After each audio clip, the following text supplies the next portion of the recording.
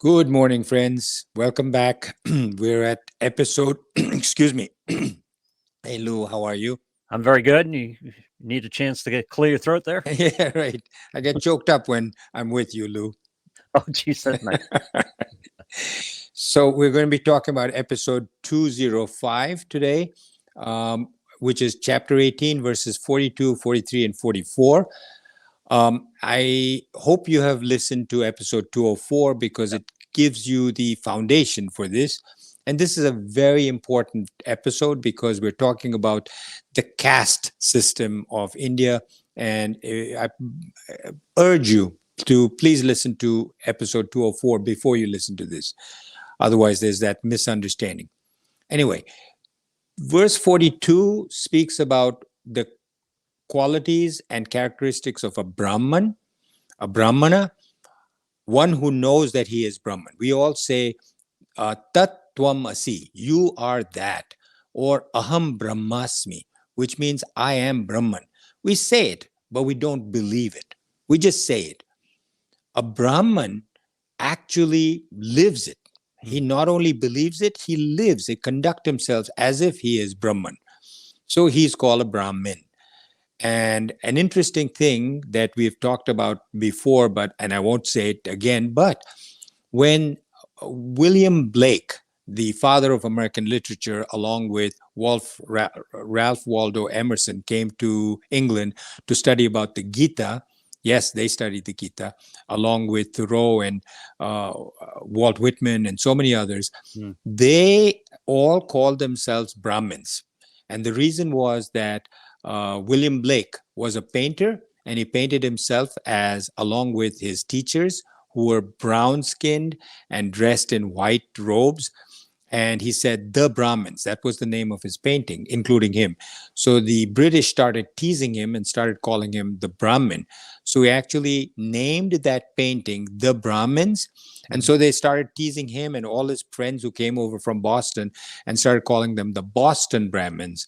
So when they came back to Boston, they continued that with the Boston Brahmins name. Mm-hmm. And then, of course, there was the Concord movement and many others like that, all of which followed the teachings of the Gita. That's a whole other chapter in and of itself. But verse 42 talks about the Brahmins, and it says, a sattvic person, a Brahmin, his gunas are, again, born of the Prakriti, born of his nature. These gunas of a sattvic person, a Brahmin, produce his nature, and that is serene, composed, restrained, austere, knowledgeable. So the Gita here in verse 42 gives 8 qualities of a Brahmin. 8 qualities. These are very beautiful qualities. A Brahmin is sattvic. His karmas, his duties, his actions are born of what comes naturally to him, spontaneous actions because of his gunas. Krishna didn't say to Brahmins, be a priest. Right. His sattvic qualities are predominant. Maybe 80% of his qualities are sattvic. The rest may be rajasic, because don't forget, Brahmins are also rajasic. They want to do something. And some of it, without tamas, he won't be able to sleep or relax. So he has some amount of tamas.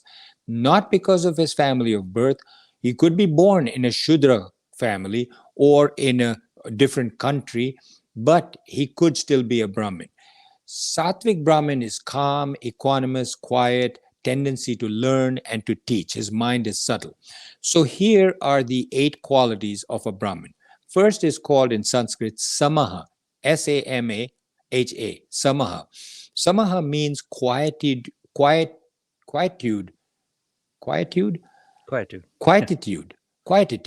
of mind. Why is his mind quiet? Because he has control over his desires. His vasanas are quiet. When his vasanas are quiet and his mind is quiet, there's a lack of craving.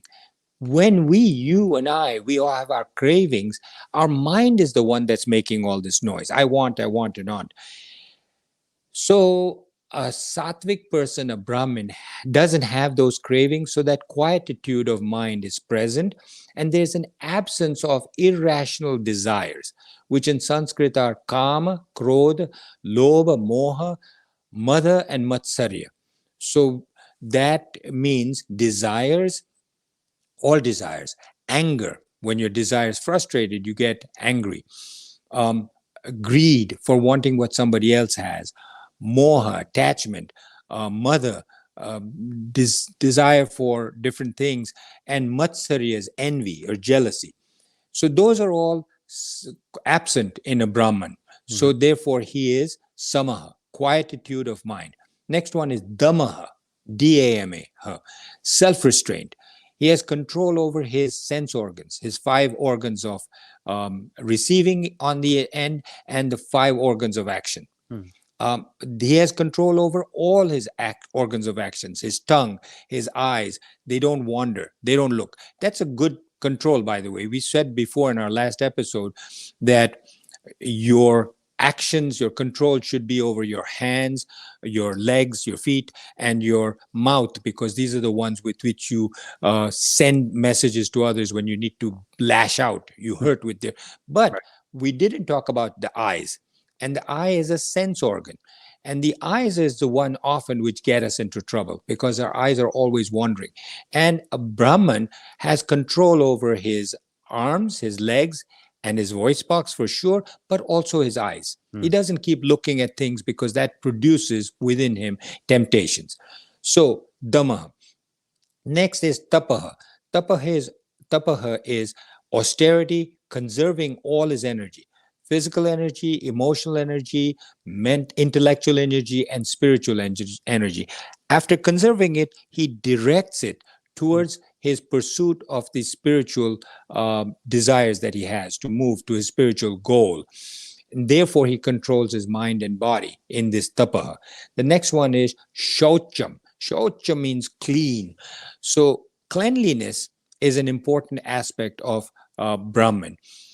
Cleanliness, internal as well as external. External is easy, right? You think about your body being clean, your environment being clean, everything, your work, your desk, your everything is clean and organized.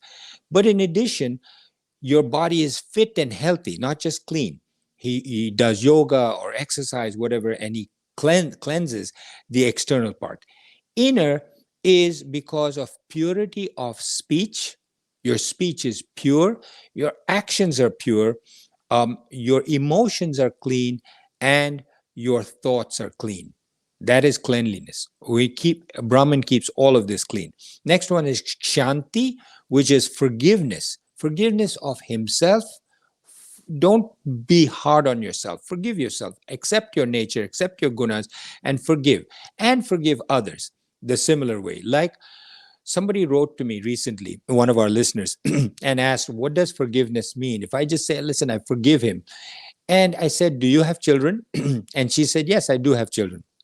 And I said, when your child were as a young child, if he bit you and it caused you pain, would you be mad? She said, yeah, right away I feel, like I want to smack him or something.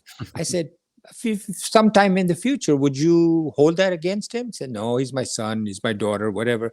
I would still love her. That is forgiveness. Yep. When you're truly able to get past that, that's forgiveness.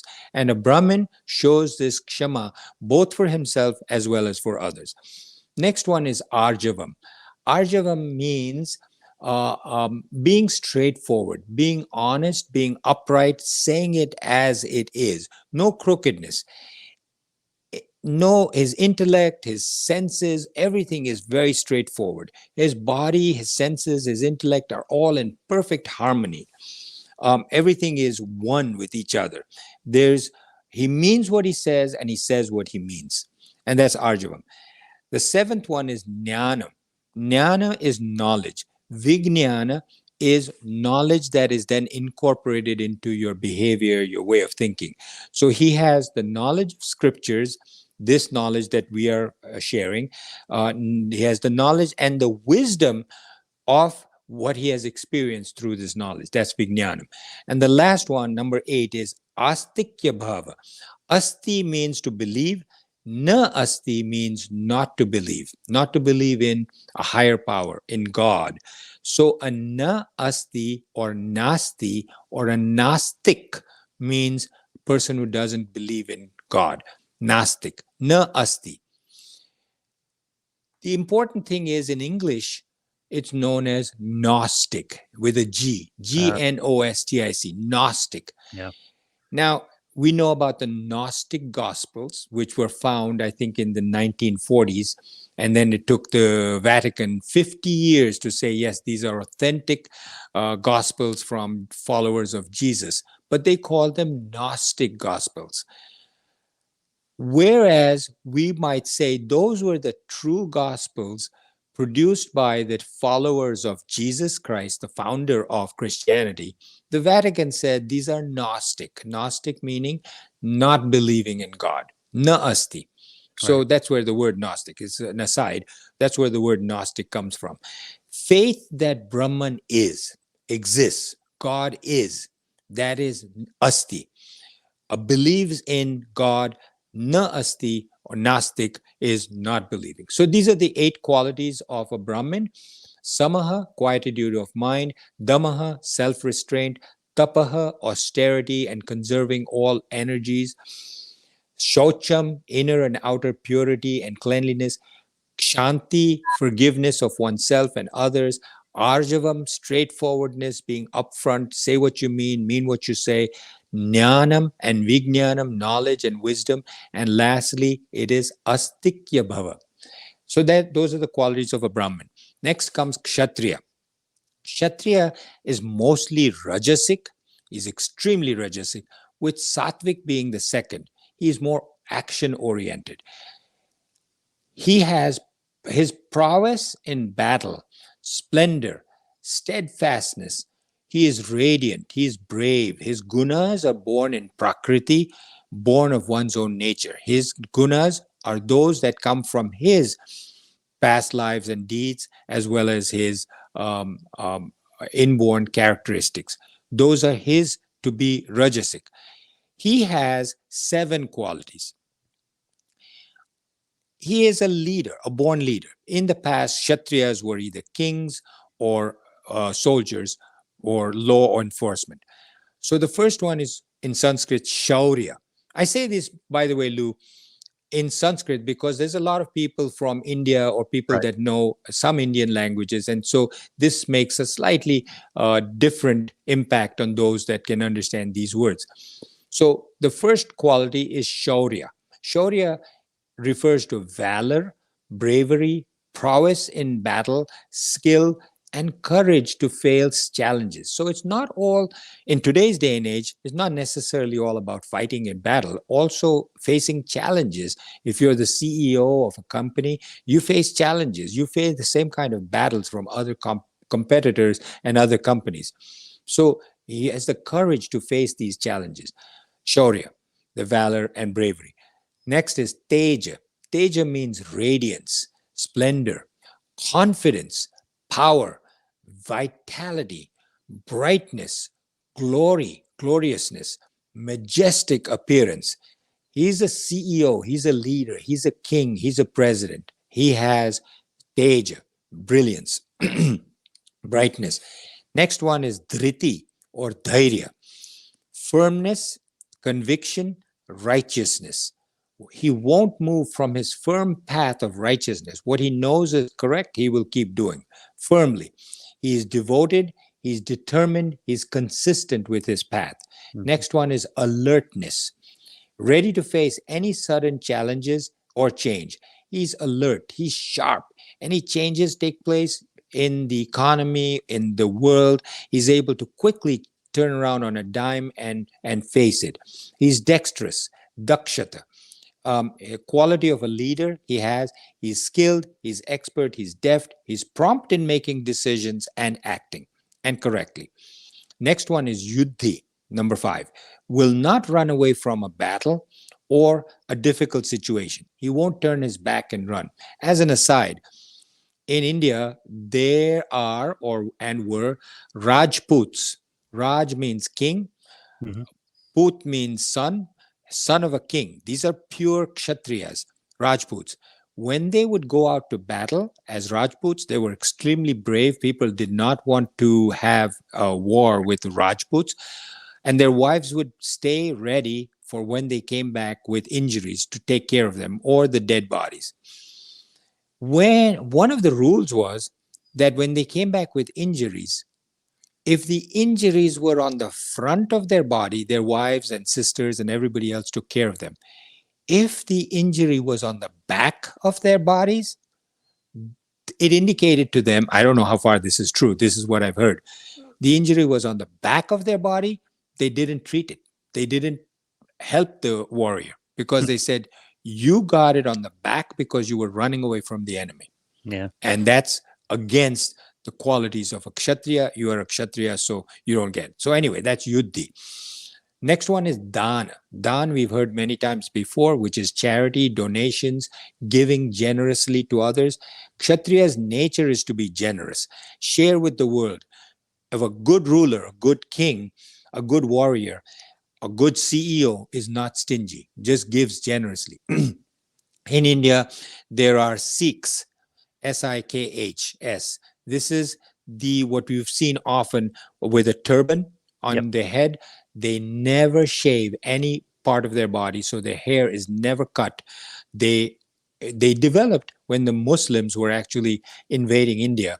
And these were originally Hindus that said, we have to become warriors. So their leader at that time said, you're not going to cut your hair, gave a total of 5 different edicts, among them being, you're warriors, so you will not cut your hair. So you look fierce when you're coming down, all charging, fiercely like demons with your hair uncut.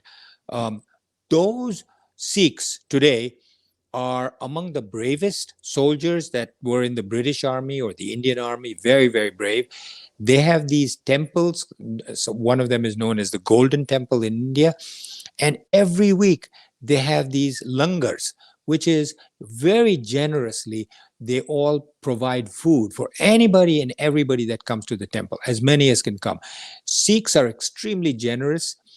These warriors, these kshatriyas are extremely generous. They have donated very generously throughout India. Hospitals have been created where they don't charge money, etc. So dana, kshatriyas are very generous. Nature is to be generous. And the last one, 7, ishwara bhava, which is godliness, as if you are a god to your people.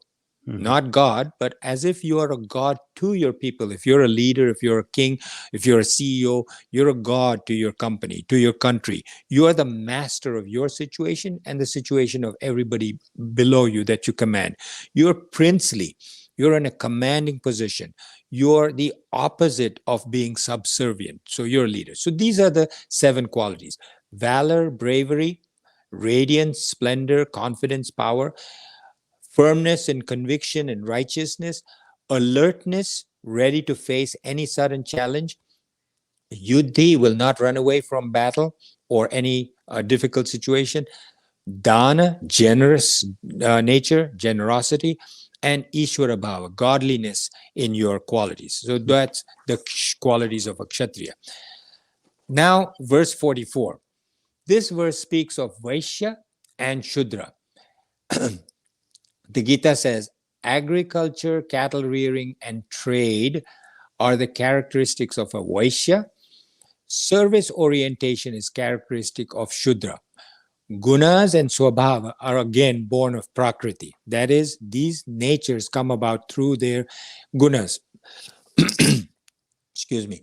So Vaishya, Rajas is more, Tamas is second. In a Kshatriya, Rajas is more, Sattva is second. Here, Rajas is more, Tamas is second, less Sattva.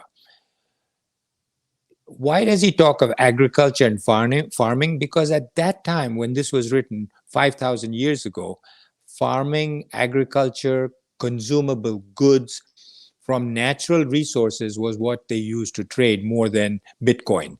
They didn't have Bitcoin back then. Yeah. So they traded in agricultural goods, consumable goods. And why they talk of cattle rearing? Because Gauraksha means the protector of a cow. Protecting the cows referred to protecting wealth. Mm-hmm. Cows represented wealth at that time. Cows, horses, elephants represented wealth. So today's day, instead of protecting the cows, you're protecting your bank balance. You're protecting your bitcoins, your savings in your bank. You protect the world wealth of the world, and the earth, the products that are in worth in the earth for global warming, etc. Those are also traders. Vanijya is a trader, a merchant. He buys, he sells. Wealth, the Gita says, and all the scriptures say, should not be stagnant. It's not good for the world. Wealth has to be circulated. It should circulate, not like today's wealthy people that just hoard it, billions and trillions of dollars in their personal, that's just sitting over there. If wealth stays stagnant in one family or one community or one country, it's bad for the entire world. The Vaishyas are partly responsible for this because they have a tendency to hold on.